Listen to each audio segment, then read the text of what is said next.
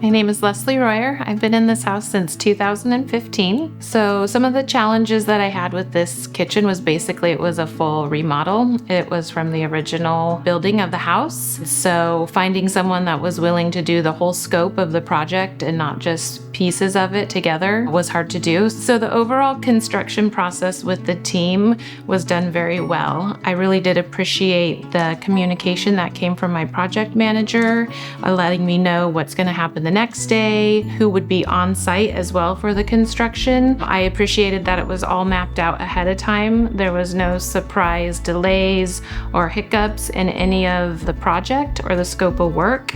So some of my favorite items in the kitchen is the island. Being able to have a bigger island and seating areas was definitely a priority for me.